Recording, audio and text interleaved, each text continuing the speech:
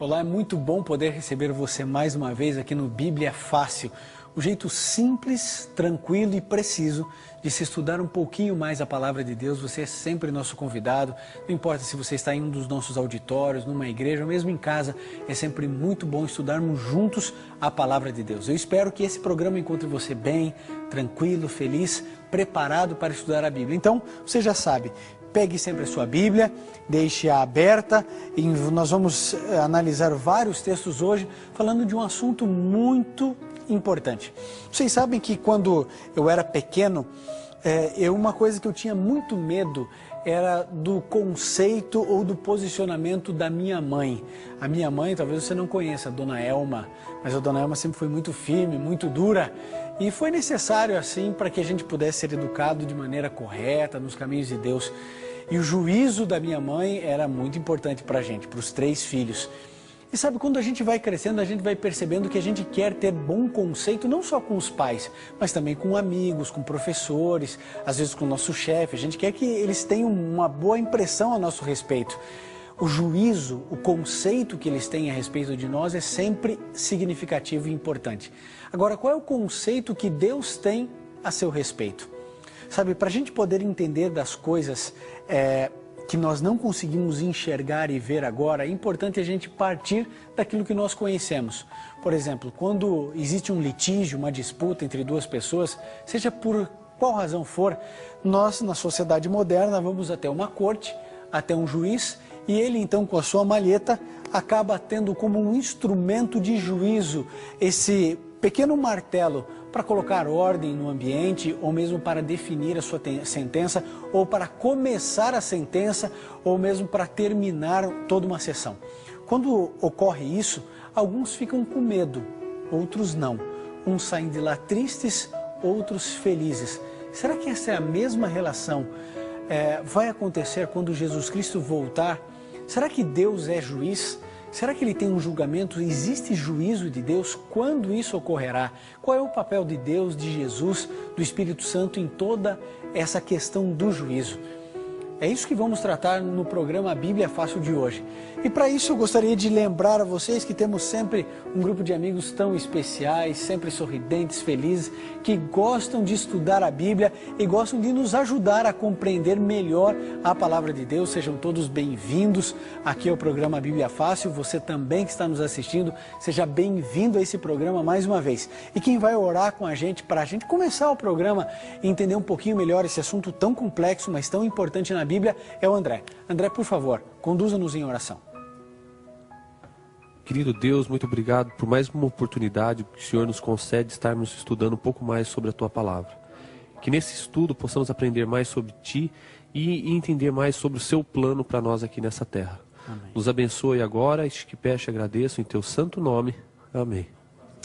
Muito bem, obrigado, André. Eu gostaria de lembrar a todos aqui que estão em casa assistindo, se você quer todos os programas de maneira escrita, está aqui, está preparado para você. Basta você entrar em contato conosco e nós vamos enviar diretamente para a sua casa, gratuitamente, esse programa escrito. Está aqui tudo o que você tem assistido nessa série. Você quer isso escrito? Nós temos para você e é um presente para você se aprofundar, lembrar, relembrar, estudar ainda mais de outros textos a mais do que aqueles que nós apresentamos aqui. Então seja nosso convidado e receba gratuitamente isso que é muito importante. Bom, essa questão do juízo, gente, é muito importante. Quando a gente fala em juízo, o que vem à sua mente? Condenação, alegria? Leni?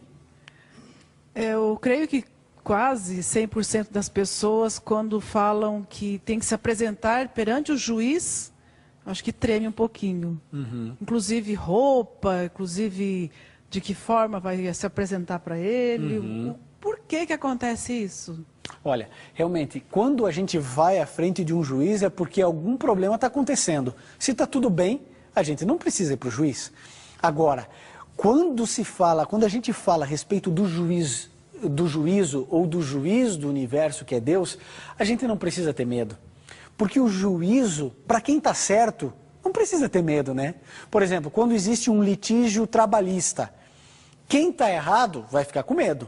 Seja o funcionário que quer dar uma de malandro e lesar a empresa, que foi correta, honesta, pagou todos os seus direitos, ele vai chegar ali com medo e incerto. Agora, se a empresa errou, o advogado da empresa vai chegar ali já sabendo, e vou levar chumbo. Então, quem está errado tem que ter medo do juízo. Agora, quem está certo não precisa ter medo da lei, do juiz, nem do juízo. É sobre isso, Leni, que a gente vai conversar um pouquinho, porque isso que você falou é muito certo. Muita gente com medo do juízo de Deus. Se a gente fosse para as suas e perguntasse o que você acha do juízo de Deus, todo mundo talvez demonstrasse um pouco de apreensão, de medo, mas não. Dentro do contexto bíblico, o juízo é liberdade, é alegria, é o fim do mal, do pecado, da dor, da morte. Então, todas as vezes que você ouvir falar de juízo na Bíblia, pode dar um sorrisão. Porque é momento de alegria, é momento de felicidade. Todos nós podemos ter essa certeza. Juízo na Bíblia, sinônimo de alegria. Para quem? Para aqueles que aceitaram Jesus como seu salvador pessoal. É sobre isso que a gente vai tratar hoje.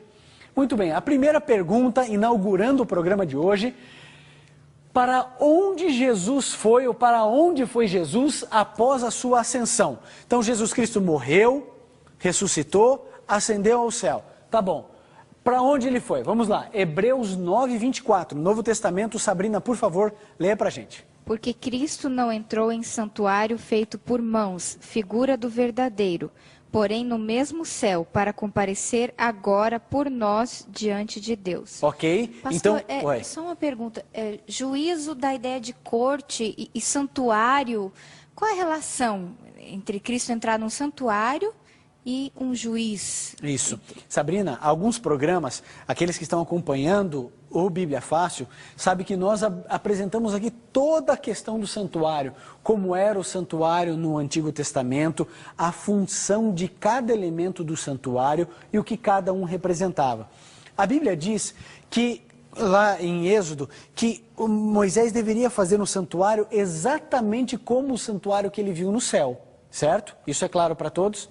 Quando Jesus Cristo ascendeu ao céu, a Bíblia diz que ele foi ministrar no santuário, não feito por mãos humanas, como foi o caso lá com o povo de Israel. Mas aquele santuário que Moisés viu e copiou, é naquele santuário que Cristo Jesus foi, que era, esse daqui era a figura do verdadeiro, lá no céu, para comparecer agora por nós diante de Deus. Então, a função, uma das funções do sacerdote no Antigo Testamento, Sabrina, era exatamente interceder pelo povo.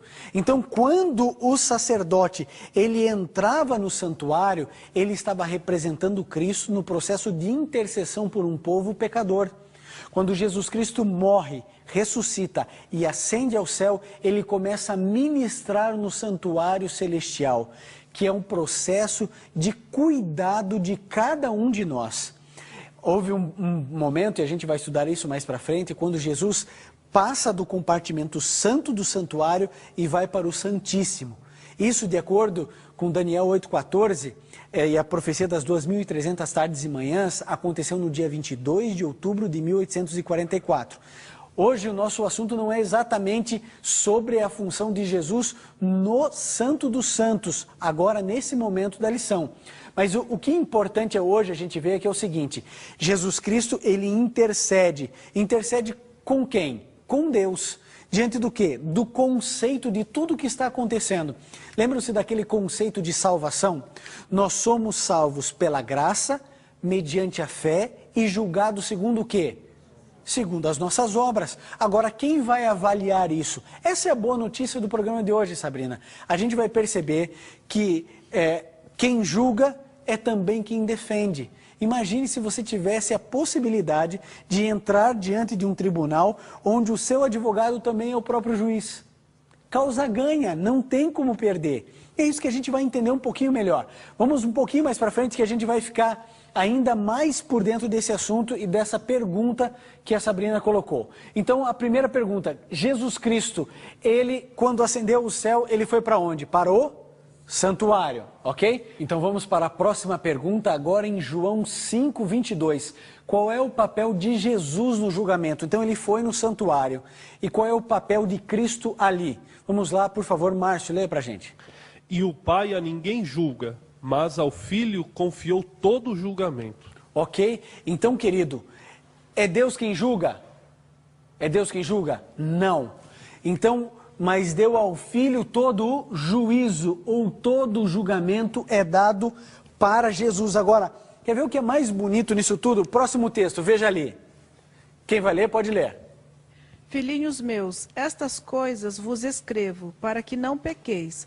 Se, todavia, alguém pecar, temos advogado junto ao Pai, Jesus Cristo, o justo. Olha só, então aqui diz que Jesus é o juiz em João 5:22. E 1 João 2:21 apresenta Jesus também como um advogado.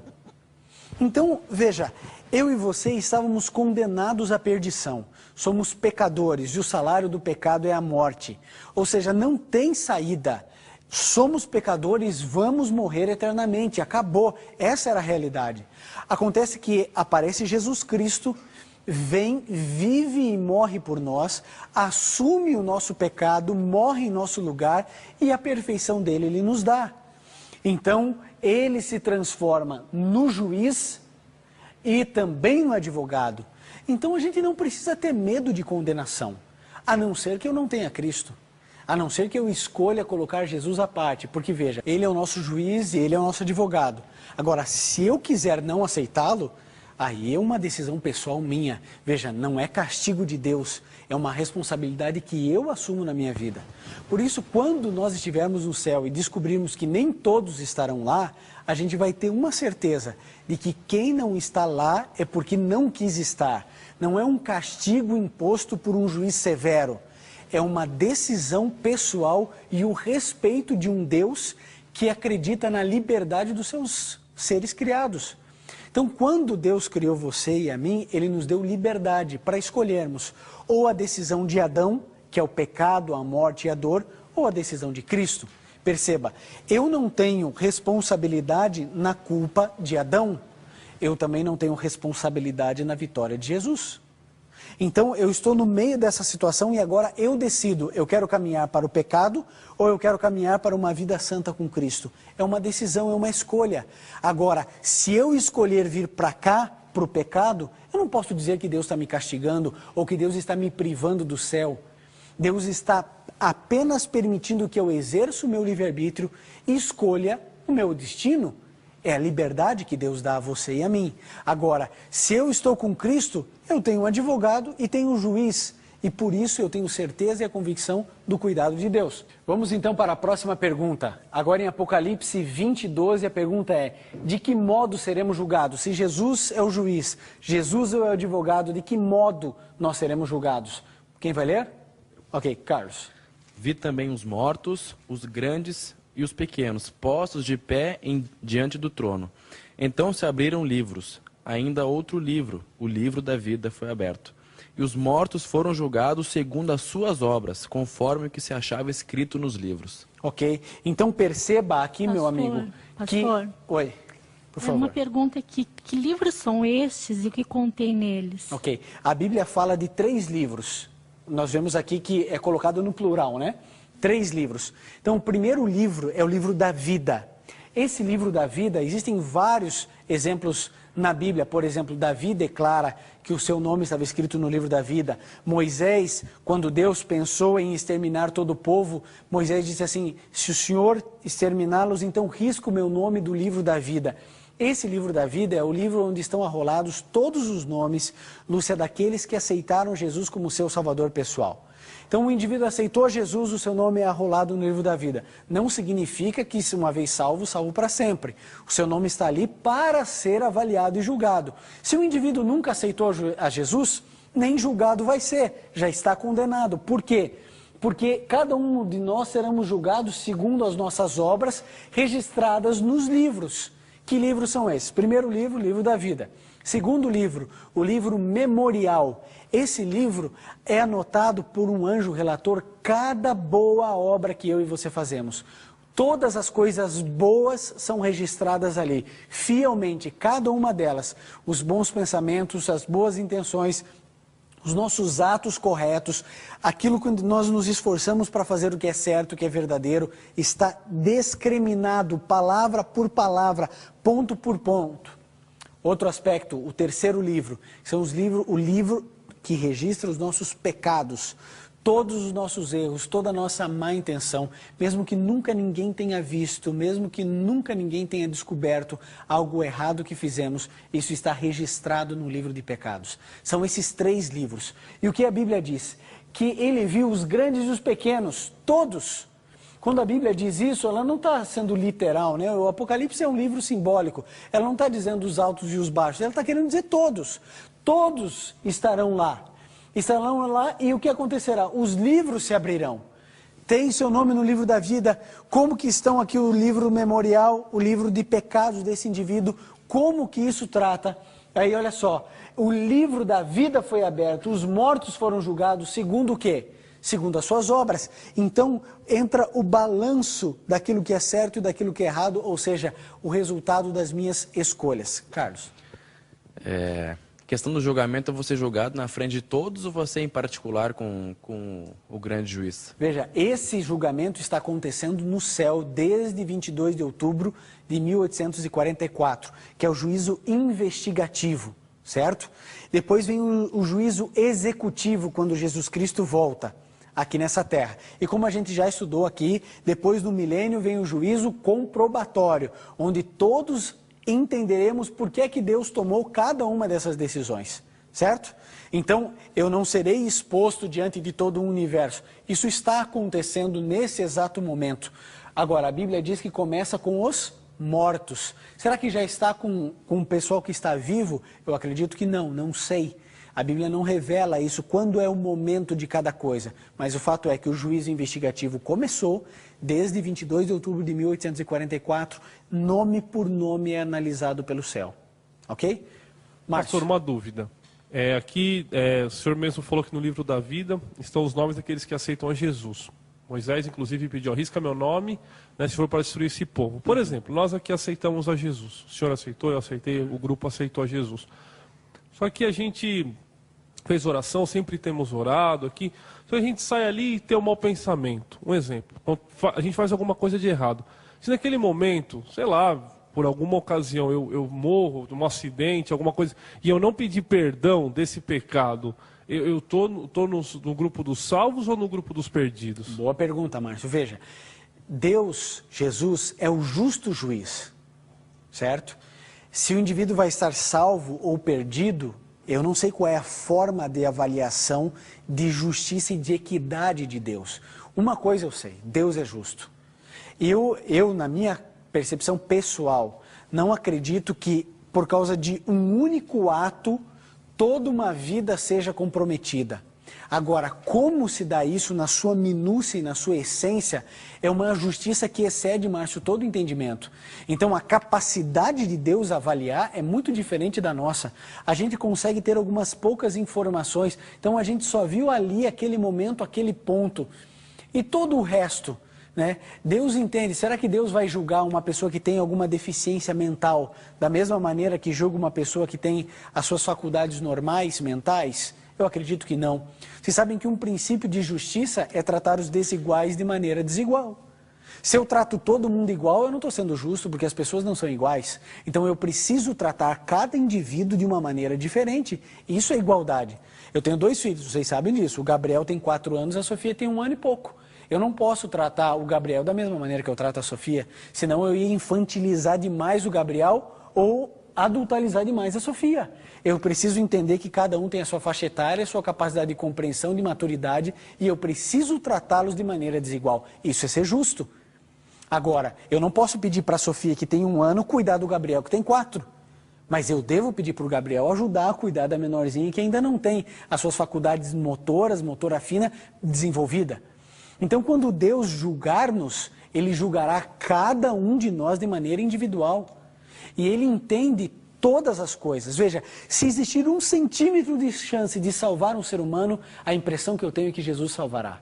Deus não tem alegria na morte do ímpio, né? Pelo contrário, Ele quer que todos nos arrependamos. É isso que Pedro diz na sua epístola. Deus não tem prazer na morte do ímpio, Ele quer que todos se convertam. Diga, Márcio. Isso então traz uma certa paz. Porque, de uma certa forma, no inconsciente popular, coletivo, está que Jesus é aquele juiz que está Está de olho para ver se a gente faz alguma coisa errada para realmente nos condenar. Quando o senhor fala isso, de acordo com a Bíblia, traz uma certa paz, que eu vou caminhar, vou errar, vou acertar, mas que se eu aceitar Jesus, eu vou ter um julgamento justo, pelo menos. Né? É verdade. E sabe que é muito importante isso que você colocou, porque a gente precisa terminar o programa de hoje com essa certeza. Juízo é sinônimo de alegria, de liberdade, de paz. Não é momento de você ficar com medo. Será que eu vou ser avaliado aqui? Como que é isso? Alguém quer servir para poder ir para o céu? Não. Querido, a salvação não se dá pela minha disposição de ser um indivíduo altamente disciplinado e viver uma vida aparentemente santa. Mesmo que eu vivesse sem cometer um ato pecaminoso, ainda assim eu não seria salvo. Porque a salvação não se dá pelos meus atos, mas por Cristo Jesus. Agora, uma vez que eu sou salvo em Jesus, agora sim. Agora os meus atos demonstram que eu sou salvo e eu não quero mais viver aquela velha vida. Então, como que Deus vai avaliar se eu de fato aceitei Jesus ou não? Se a minha vida foi transformada, se eu fui transformado e se eu vivi de acordo com os sonhos e planos de Deus. Bom, vamos lá então para a próxima pergunta. Que devemos fazer para sermos aprovados no juízo? Romanos 8, verso 1. Romanos 8, verso 1, quem irá ler? Muito bem, Priscila. Agora, pois, já nenhuma condenação há para os que estão em Cristo Jesus. Ok? Nenhuma condenação há para os que estão em Cristo Jesus. Agora, percebam, para os que estão, é um estado. O indivíduo tem que permanecer em Cristo Jesus. Não é um indivíduo, eu aceitei Jesus quando eu era criança e depois eu toquei minha vida. Uma vez salvo, não significa ser salvo para sempre. Eu posso estar salvo hoje, perdido hoje, salvo hoje, perdido hoje e salvo hoje. Porque a minha vida é dinâmica, tem momentos no mesmo dia em que eu estou perto de Jesus e momentos que eu estou longe de Jesus. Momentos em que eu vivo o cristianismo na sua essência e momentos que eu me afasto dentro de um mesmo dia. Por isso, uma vez salvo, não significa que eu esteja salvo para sempre. Esse é um grande erro que corre em muitas igrejas, onde pessoas acreditam que, não, eu já aceitei Jesus, nenhuma condenação há para aqueles que estão em Jesus. Ok, então permaneça em Jesus. Viva em Jesus e siga o que Jesus disse para você fazer. Isso é importante. Bom, sexta pergunta. Qual é a norma pela qual seremos julgados? Agora um pouquinho do Antigo Testamento. Eclesiastes 12, 13 e 14. André, leia para a gente. De tudo o que se tem ouvido, a suma é: teme a Deus e guarda os seus mandamentos, porque isto é o dever de todo homem, porque Deus há de trazer a juízo todas as obras, até as que estão escondidas, quer sejam boas, quer sejam más. Ok? Deus vai trazer a juízo quantas obras? Todas. Só as boas? Não, todas. As más? Todas as obras, certo, André? Então, olha só, até mesmo as que estão escondidas, Deus trará à tona. Querido, de Deus não se zomba. A gente sempre cita isso aqui. Aquilo que o homem semear é aquilo que ele vai colher. Agora, imagine o seguinte, um indivíduo que aceitou Jesus na sua vida, teve sua vida transformada, buscou o Senhor Jesus a cada instante, a cada momento na sua vida, ainda assim ele é um pecador, sim ou não? Continua sendo um pecador. Então ele precisa de um Salvador, mesmo que a sua prática seja de uma vida santa, ele ainda precisa de um Salvador, esse Salvador é Jesus.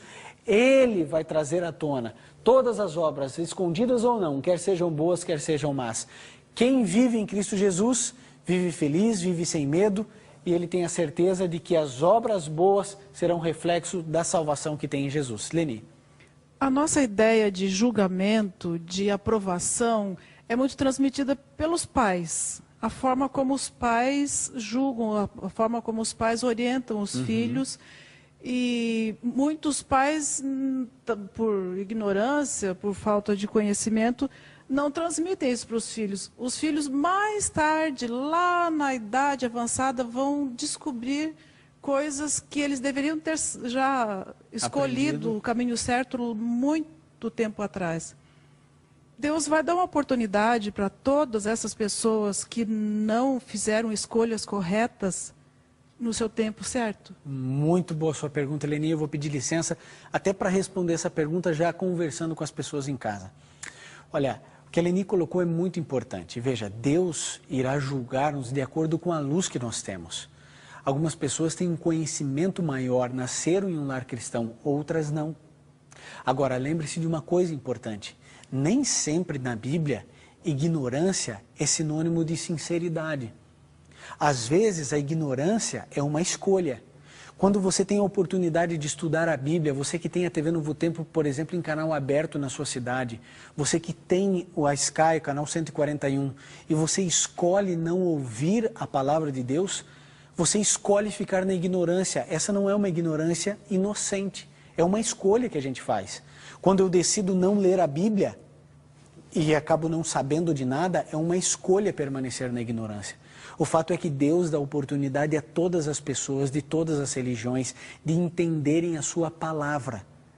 Deus oportuniza. Agora, se você e eu vamos aproveitar isso ou não, aí é outra história, uma questão de escolha. A oração aqui do programa Bíblia Fácil é que você estude cada vez mais a palavra de Deus, que você se aprofunde no conhecimento da Bíblia e tenha certeza, juízo é sinônimo de alegria, porque o nosso Jesus é o nosso juiz e o nosso advogado. Se você puder, feche seus olhos, curve sua fronte e vamos juntos orar a Deus. Bondoso Pai, por favor, cuide de nós. Obrigado porque o Senhor é o nosso juiz e obrigado porque o Senhor é o nosso advogado. Chegamos diante desse tribunal tranquilos, em paz e felizes por sermos libertos do pecado e de todo o mal. Obrigado por tudo, Senhor, é o que pedimos em nome de Jesus. Amém.